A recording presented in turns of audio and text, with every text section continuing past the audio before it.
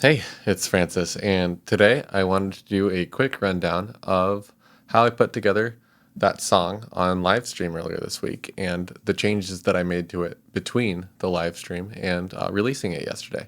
So let's go check it out. So here's the session, and again, I used only Erang's Dungeon Synth free sample pack to make these sounds. The sounds that you see that are using MIDI are resampled using Reaper's sampler, Resample-O-Matic 5000. And the other ones are just dragged and dropped in. So this is stretched out, ambiance. And this one is resampled from this MIDI sequence that I made. And I did that so that I could have easier control over volume automation using Reaper's fades. So let's take a look at it from the beginning and go part by part.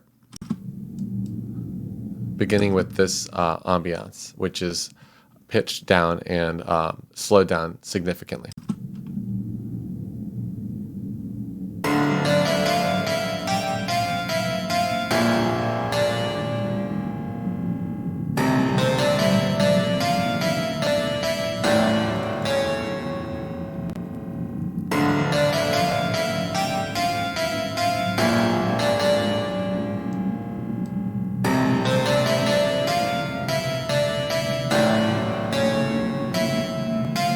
Okay, stopping there, that first section, the key pluck, is created from a combination of two samples.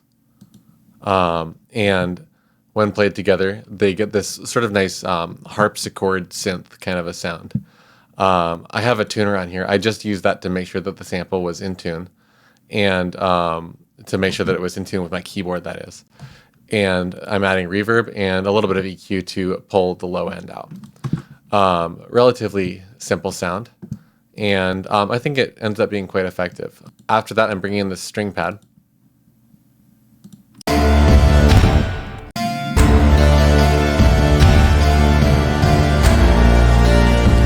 And I'm combining that with some percussion samples. The string pad, again, is two samples combined. And in these, I'm creating a looping section and adjusting the envelope. So you can see in one of them, I have a relatively fast attack with a lower volume for the sustain. And in the other one, I have a slow attack. So you can hear that the sound sort of changes over time if I solo this.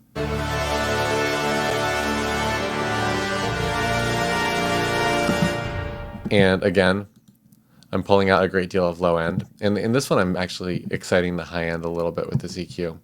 And using the same reverb again, the stock Sweet Verbo reverb from Reaper. The bass sound here, really simple. Again, just another sample, one of the pad samples pitched down. I'm using the Reaper Moog 4-pole filter without it and with it, so it softens it up quite a bit. For percussion, I have a bunch of different samples and all kinds of processing. So the percussion is probably the most complicated part of the track. Each one of these samples is just basically unmodified percussion samples from Erang's library. These all sound really, really good by themselves. Let me just show you what they sound like without any processing too, though.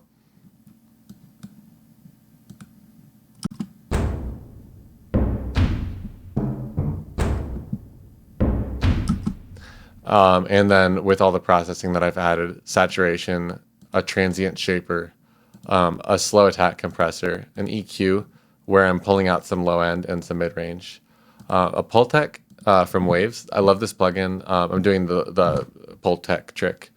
Some of you might know that. If you don't know it, there's a ton of great videos on it. It's really popular in hip hop production, actually. It boosts your bass and cuts some low mids. Kind of a neat effect, and I'm boosting a little bit of high end at 10K as well.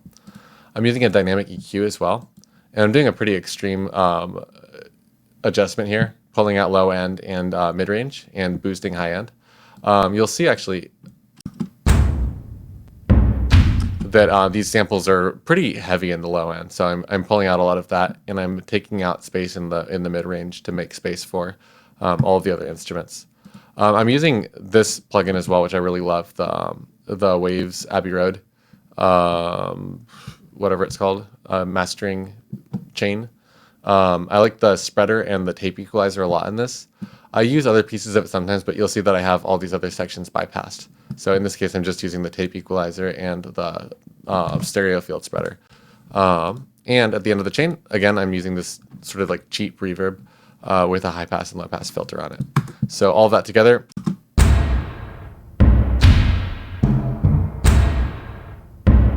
A little bit more like a basketball in some ways, but in the mix, I think it sounds great.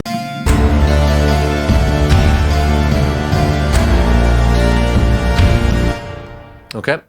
The next section over here, we have a change in what the key pluck sound is doing.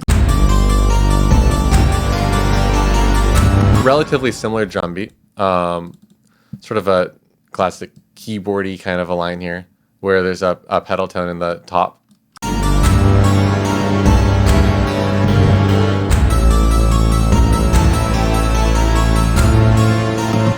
Very Castlevania, I suppose, and sort of like vampire chords. I think of those as vampire chords in the strings. This is still going the whole time, this ambiance, very subtle background sound. The bass is just following the roots of the chords, so holding out long notes in octaves.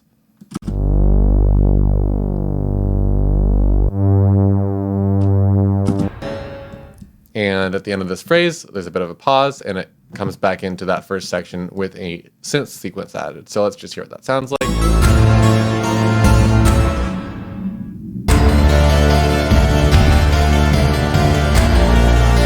I think this is a really cool sound. It actually ended up sounding similar to the harpsichord, but another one of the Erang samples.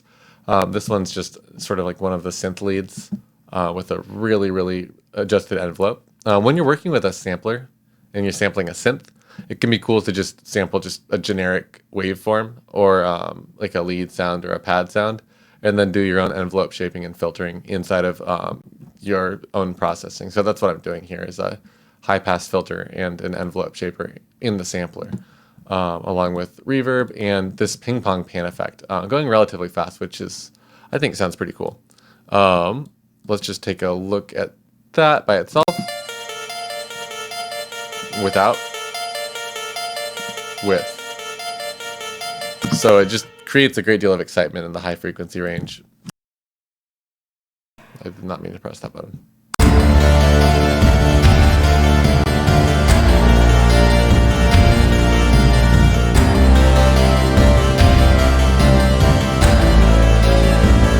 Otherwise, it's basically the same thing that was happening in the beginning of the song. And then we have a big change here.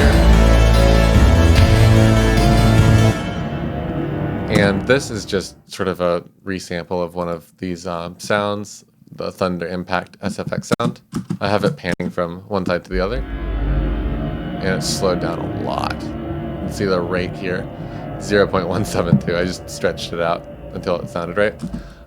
If you hit the F2 key in Reaper on this, you can do a ton of adjustments to pitch, rate, and other things. Also, I'm holding the Alt key. I think it's Option on a Mac, and you can stretch and truncate any sample you want as long as it's audio. Well, I guess you can do that with MIDI too, huh? Yep. And again, we've got this string pad, those same like vampire chords as I was calling them, but this time they're sort of isolated with these other creepy samples.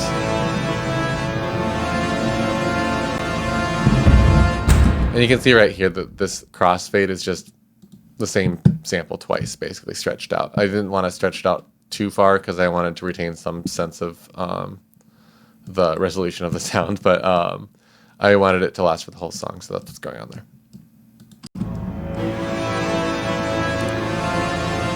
Bringing in a new sound here. This one's a combination of one of the pads and one of the noise channels. And the noise is sort of designed to create sort of the breath of like a flute wind instrument. When you're blowing over a flute into a mic, sometimes you hear that. So listen to this by itself. Every new note, there's a kind of a sound.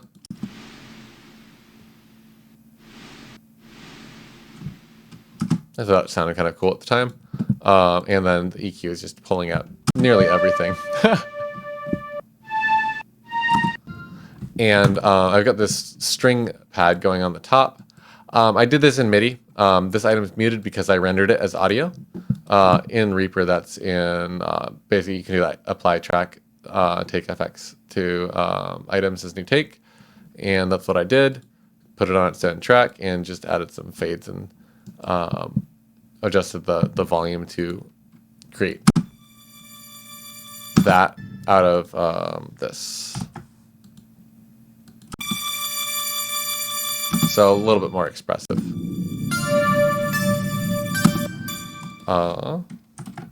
Let's hear that part by itself. Same key pluck sound. And we can see it's sort of a new section. I repeat this once at the end with different accompaniment, but for now this is going to be new, and we're going into sort of a sound design transition before the climax of the song.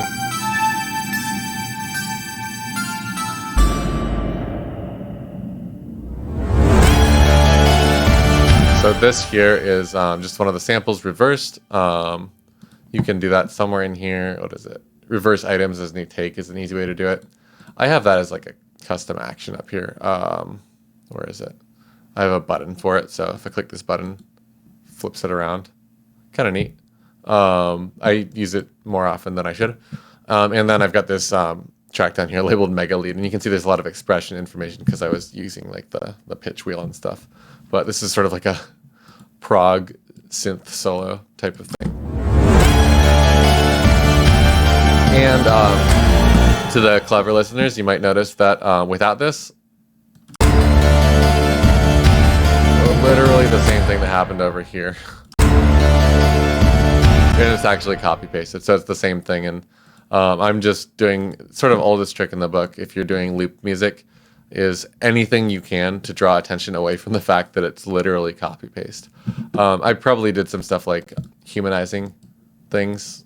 You can do that to make stuff move around ever so slightly. But in this case, it's probably just a copy paste. If I made it on live stream, I probably didn't spend that much time trying to be careful about it. So we just have this this mega lead, which is created from let me move this where I can see it. One of the pad sounds with an EQ, again, just sort of like a high pass filter and a little bit of a shelf. It was a bit of a harsh sound, so I softened it up a bit. The Reaper ping pong delay, reverb, same one as usual, and some saturation at the end, like a great deal of it to just push it out, punch through the mix. And that ends up just smashing through everything.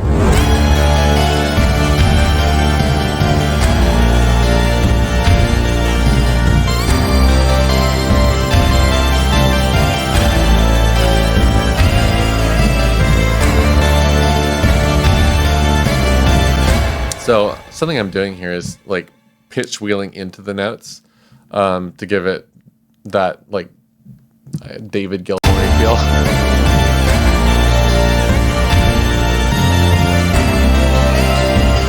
And this is just essentially played live with, you can watch the live stream if you want to see where I made mistakes, but I repaired some of the mistakes. In some sections, I just quantized runs. Like some of these fast runs, I didn't play this clean and fixed them up in post-production. It's one of the fun things about MIDI. You end up with some problems and here and there, but overall it's kind of a nice time saver. Like this run here, I wouldn't have been able to improvise this.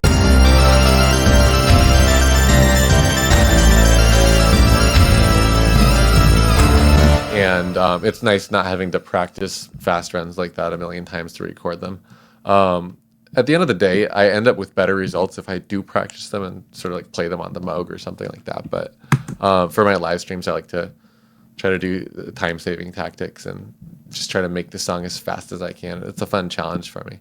And I end up with different results that I wouldn't say are better or worse, but they're kind of fun. So anyway, let's hear the rest of that.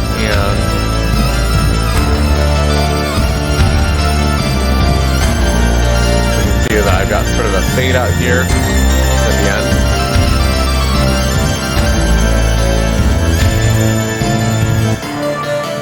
And I'm combining this flute part with a different accompaniment, sort of this accompaniment from this section without the drums or the bass.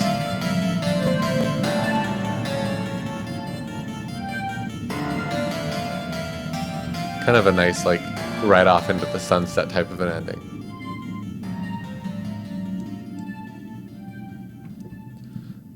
And you can see my mixing is mostly level setting. I'm actually not doing any panning here. And the reason I get that wide sound is I've got that ping pong pan on some of the tracks. Some of the reverb and delay is creating a bit of a stereo field. And then I'm actually also using a plugin called Ozone 9. This is a really nice fancy one. It's bypassed right now because when I'm making my video, there's a latency on the playback. And if you want to hear what it sounds like with this, I'll play it at the end of the video. Or you can just find it on Bandcamp.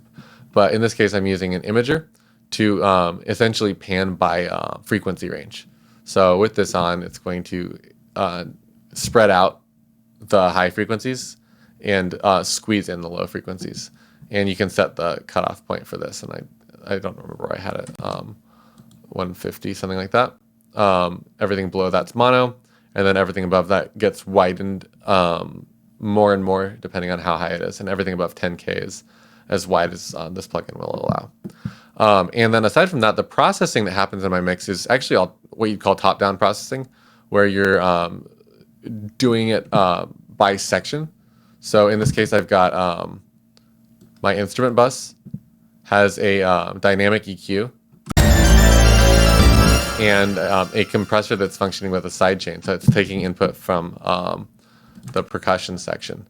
And the percussion section, like you saw, all the top-down processing happens on the track because all the samples are on the same track. So all this is sort of the top-down processing for that part.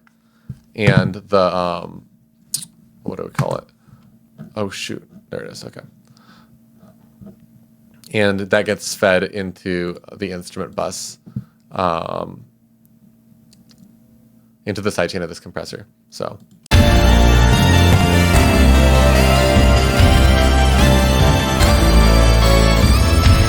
If I do this extreme, and I just have it barely going at all. And then aside from that, my top-down processing on the master bus that's affecting both the percussion and the instrument channel.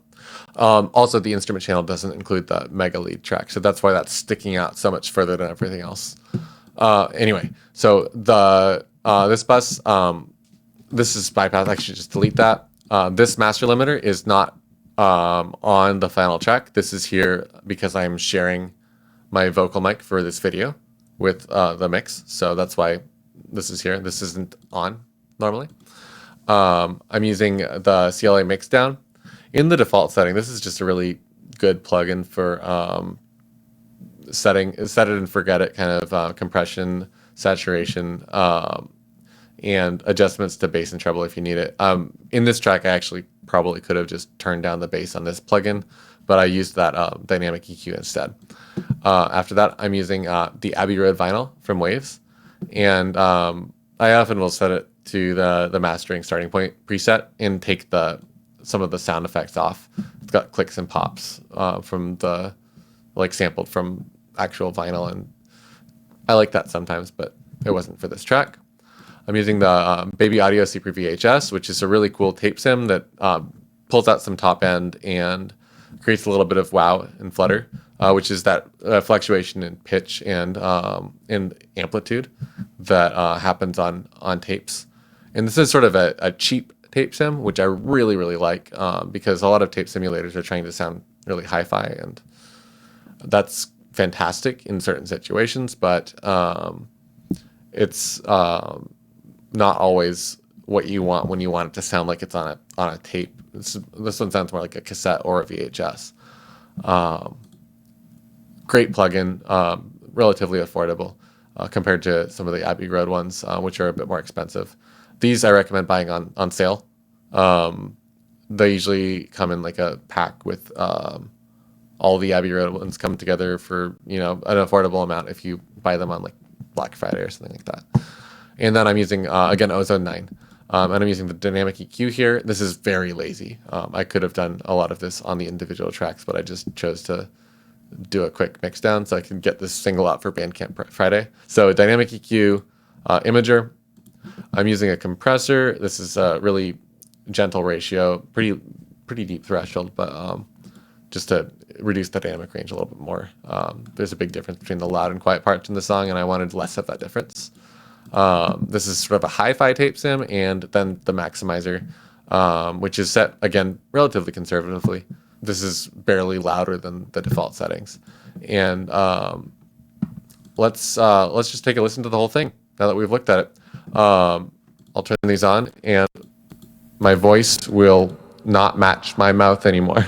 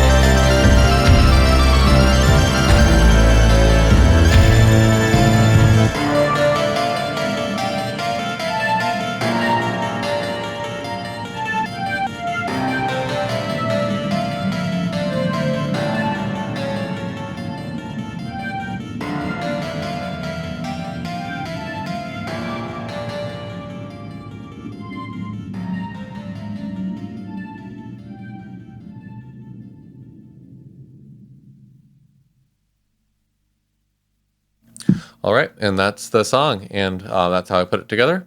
And let me know in the comments if you have any questions. This one was really fun to make, and I'm going to try to make more stuff like this on my live streams, which are now going to be pretty consistent on Tuesday nights and Saturday afternoons. So maybe I'll see you in a few hours today, and maybe I'll see you on a Tuesday night sometime. Thanks for stopping by.